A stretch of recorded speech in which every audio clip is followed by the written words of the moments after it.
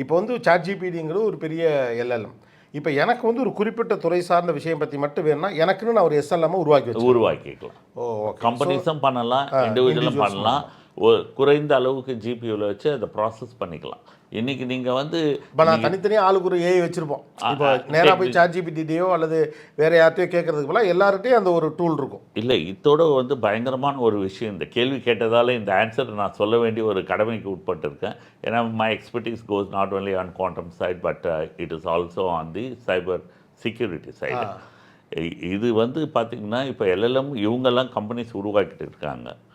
Bad விஷயத்தை செய்து, ஏன்னா ஒரு பேட் விஷயத்தை செய்யறதுக்காக டார்க் நெட் சைடில் they are creating LLM called WORMன்னு சொல்லி அவங்க என்ன பண்ணுறாங்க, இந்த மாதிரி விஷயத்த அவங்களுக்கு தேவையான பேடான விஷயத்த அதுவே ஜென்ரேட் பண்ணி இன்ஃபேக்ட் ரெக்ரூட்மெண்ட்லாம் பண்ணிகிட்டு இருக்காங்க வேர்ல்டில் to do that kind of LLM two.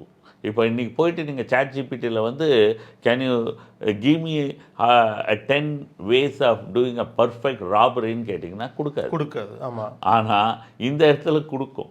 அது பேர் ஜெயில் பிரேக் எல்எல்எம்னு. ஆனால் இதுக்கெல்லாம் லாஸ் எப்போ கொண்டு வர போகிறாங்க? ஏஐ வந்து அடுத்து ஏஜிஏ, ஏஎஸ்ஐ, ஓஐன்னு போயிட்டுருக்கு. ஆனால் இதை பற்றி ஒரு இன்டர்நேஷ்னல் லாஸோ அல்லது கண்ட்ரி ஸ்பெசிஃபிக் லாஸோ உருவாயிருக்கு. ஏன்னா ஓப்பனாக தவறான விஷயங்களுக்காகவே ஏஐ பண்ணுறது அப்படிங்கிறதெல்லாம் உருவாகிருக்குன்னா வேர் இட் லீட்ஸ் டு. இல்லை, பிகாஸ் தட் இஸ் வேர் விழிப்புணர்வாக வந்து people also have to be very very careful. எங்கே சார் இந்த லிங்கை கிளிக் பண்ணாதுன்னு சொன்னால் கூட ஒரு ஆர்வமான விஷயம் வந்தால் கிளிக் பண்ணி போடுறாங்களே சார். அவ்வளோ மனிதர்கள் ரொம்ப சாதாரணமானவர்கள் தானே, எல்லாரும் கணேஷ் கிடையாது.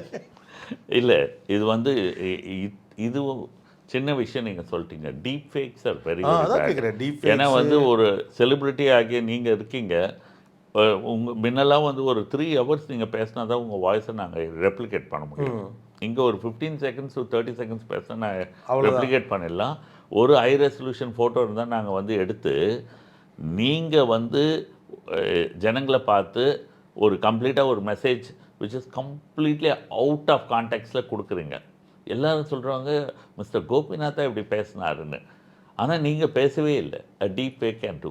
இல்லைன்னா வந்து ஒரு டீப் ஃபேக்கில் எடுத்து நீங்கள் ஒய்ஃபுக்கு கால் பண்ணுற மாதிரி பண்ணி இந்த மாதிரி ஒரு பிரச்சனையில் இருக்கேன், எனக்கு 1 லட்ச ரூபா அனுப்பிச்சி விடுன்ற மாதிரி. இது ஆக்சுவலாக இப்போ ரீசெண்டாக அது மாதிரியான ஸ்கேம்ஸ் நடந்திருக்குல்ல. பொண்ணு வந்து ஏர்போர்ட்டில் மாட்டிக்கிட்டு எனக்கு பணம் வேணும்னு கேட்டு பார்த்து. இல்லை, இது பெரிய ஒரு சிஎஃப்ஓ சிஇஓ கூப்பிட்டு துபாயில் நடந்தது. 35 மில்லியன் ட்ரான்ஸ்ஃபர் பண்ணிட்டாங்க.